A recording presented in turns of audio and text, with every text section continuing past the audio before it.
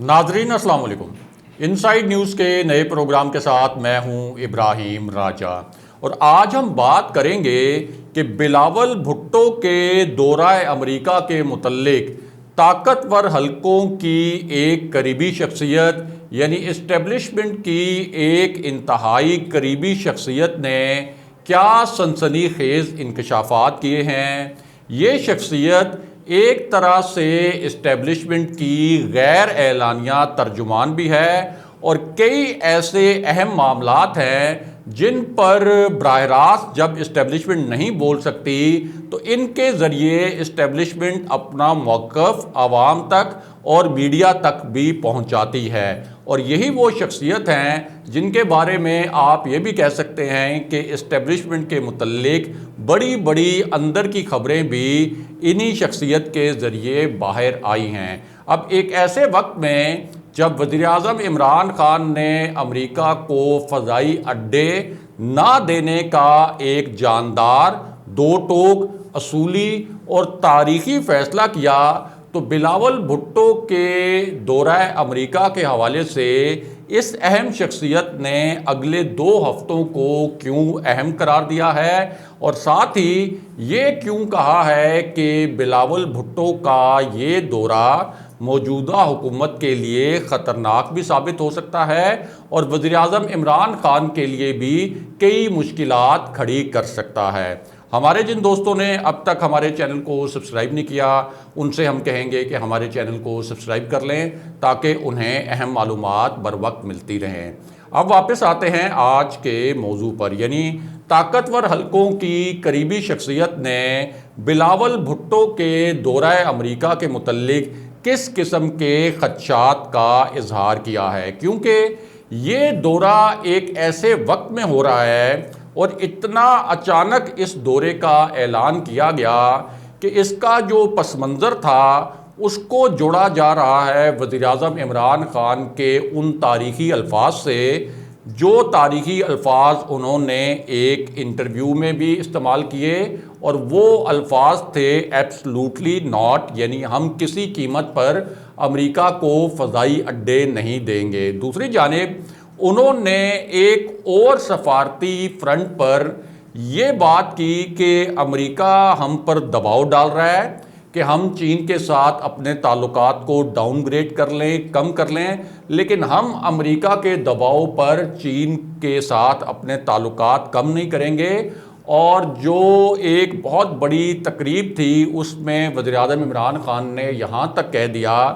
कि हम यानी पाकिस्तान और चीन आयरन ब्रदर्स हैं, यानी आहिनी भाई हैं और इन दोनों को अलग नहीं किया जा सकता। अब जाहिर है कि अमेरिका के लिए ये जो सिचुएशन है ये काबिल तशवीश भी होगी और अमेरिका को इस पर बड़े कंसर्न भी होंगे, क्योंकि अमेरिका इस खित्ते में जो प्रेजेंस चाहता है उस प्रेजेंस के लिए पाकिस्तान का किरदार अमेरिका के लिए बहुत ज़्यादा अहम है। सिर्फ फ़ज़ाई अड्डों के हवाले से नहीं बल्कि अमेरिका ने जिस तरह से चाइना को कंटेन करना है उस हवाले से भी अगर पाकिस्तान का झुकाव चाइना की जानिब रहता है और रहना चाहिए, क्योंकि ज़ाहिर है पाकिस्तान के जो मफादात हैं वो इस वक्त चीन से जुड़े हुए हैं। सी पैक जो है वो पाकिस्तान के लिए एक गेम चेंजर है। अभी वज़ीर-ए-आज़म इमरान खान ने गवादर में कुछ तारीख़ी मंसूबों का इफ्तिताह किया, लेकिन ये जो तमाम मामलात हैं ये अमेरिका के मफादात से टकराते हैं और अमेरिका के मफादात को जब भी नुकसान पहुँचेगा तो जाहिर है कि वो रिएक्ट करेगा, कोई ना कोई रद्द अमल देगा और जब वो रद्द अमल आएगा तो फिर वज़ीर-ए-आज़म इमरान खान और उनकी हुकूमत के लिए मुश्किलात जो हैं वो सामने आ सकती हैं। अब ये जो शख्सियत हैं जिनका हमने आपसे जिक्र किया इनका आपको नाम भी बताएंगे। इन्होंने बिलावल भुट्टो के दौरे के हवाले से बड़े ही खदशात ज़ाहिर किए हैं। एक तो जो बैकग्राउंड हमने आपको पहले बताया था उसके अंदर कुछ चीज़ें इन्होंने ऐड की हैं और इनका कहना यह है कि बिलावल भुट्टो की जो पार्टी है पीपल्स पार्टी,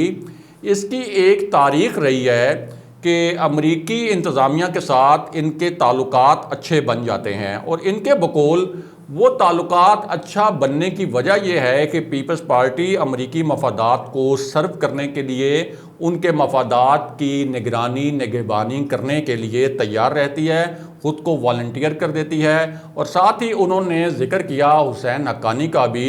जो कि पीपल्स पार्टी के दौर में अमेरिका में पाकिस्तान के सफ़ीर थे, और उनका कहना यह है कि हुसैन हक्कानी अब तो भारतीय लॉबीज़ के लिए भी वहाँ काम कर रहे हैं, सिर्फ अमेरिकी लॉबी के लिए नहीं। इसके अलावा जानने वाले ये भी जानते हैं कि हुसैन हक्कानी का दौर वो दौर था जिसमें सबसे ज़्यादा CIA के एजेंट्स सफारती अमले के भेस में पाकिस्तान आए। तो इस वजह से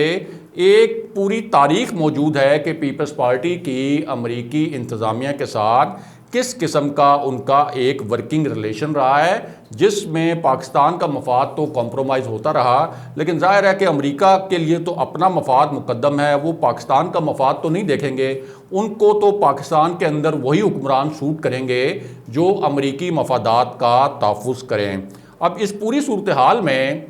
यानी आप ज़रा डॉट्स कनेक्ट करें और कड़ियों से कड़ियाँ मिलाएं कि वज़ीर-ए-आज़म इमरान खान के जो तारीख़ी एक इंटरव्यू था, जो 2-3 तारीख़ी फ़ैसले हैं, उनके बाद अमेरिका वज़ीर-ए-आज़म इमरान खान से नाराज़ है। अमेरिकी सदर वज़ीर-ए-आज़म इमरान खान से बात करने के लिए तैयार नहीं है, उन्हें कॉल करने के लिए तैयार नहीं है। और इसी दौरान ये जो ताकतवर शख्सियत हैं, ये कह रहे हैं कि बिलावल भुट्टो का ये दौरा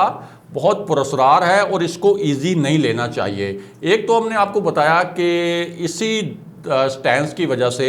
जो वज़ीर-ए-आज़म इमरान खान का स्टैंस था, पाकिस्तान का नाम जो है वो चाइल्ड सोल्जर प्रिवेंशन एक्ट की लिस्ट में डाल दिया गया था। और ये एक बड़ा संगीन इल्ज़ाम था कि पाकिस्तान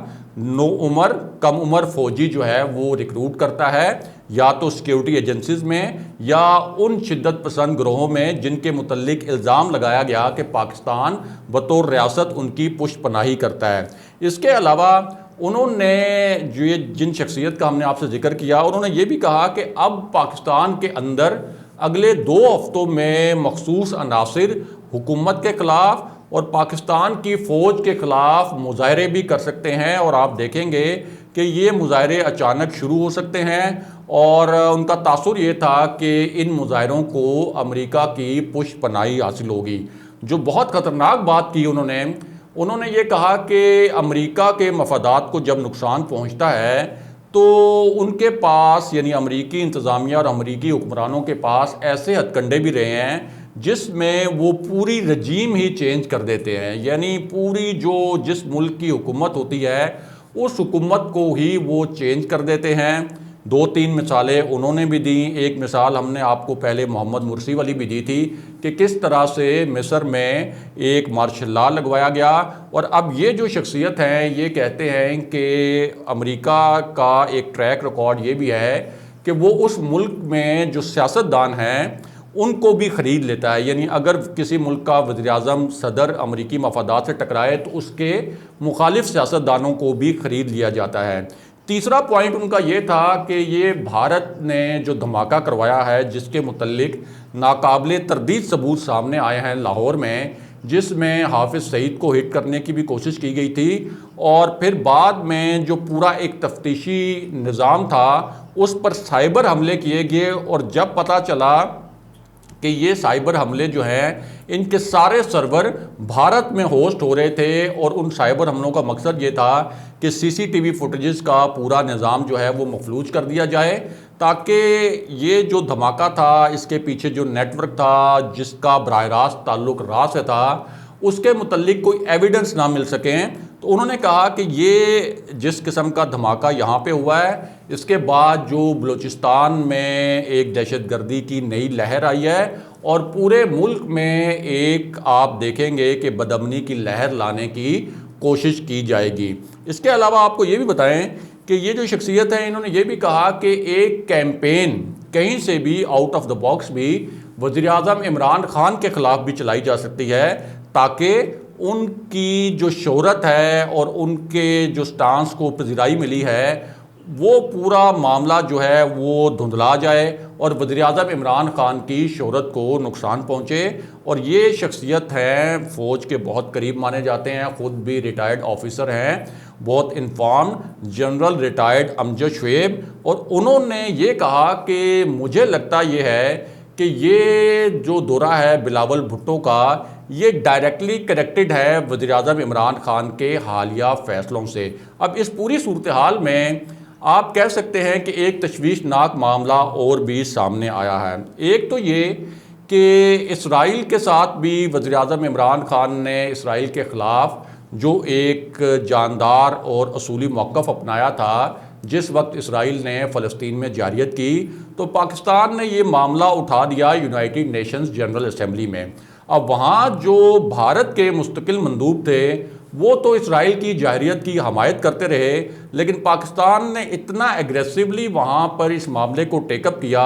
और फिर OIC को भी पाकिस्तान ने फ़ाल किया इस मामले के ऊपर कि इसराइली जो वुज़रा हैं वो इतने सीख पा हुए कि उन्होंने पाकिस्तान के ऊपर ट्विटर अकाउंट से लेकर और अखबारी बयानात के ज़रिए तक और ऑन रिकॉर्ड कैमरों के सामने भी पाकिस्तान के ख़िलाफ़ बड़े सख्त किस्म के बयानात दिए और पाकिस्तान को ये कहा कि आप फ़लस्तीन की हमायत करने से पहले अपना घर देखें कि आपके घर में क्या कुछ हो रहा है। यानी एक तो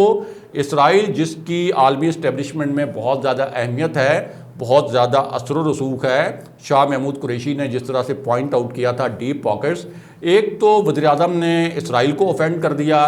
उसके बाद वज़ीर-ए-आज़म ने पाकिस्तान के मफाद को मुकद्दम रखते हुए अमेरिका को भी ऑफेंड कर दिया। तो इस पूरी सूरत हाल में इस्लामाबाद में जो अहम हल्के हैं वो ये कह रहे हैं कि ये तासुर बिल्कुल दुरुस्त है कि वज़ीर-ए-आज़म इमरान खान की जान को ख़तरात हो सकते हैं उन्हीं हुक्मरानों की तरह जिन्होंने इससे पहले अमेरिका के मफादात को चैलेंज किया था और फिर उन पर कातलाना हमले भी होते रहे। उनके लिए मैं अपने प्राइम मिनिस्टर इमरान खान के लिए वो अल्फाज ज़ाहिर है कि इस्तेमाल करना मुनासिब नहीं है, लेकिन कई ऐसे हुक्मरान हैं दुनिया में जिन्होंने आलमी इस्टेब्लिशमेंट को चैलेंज किया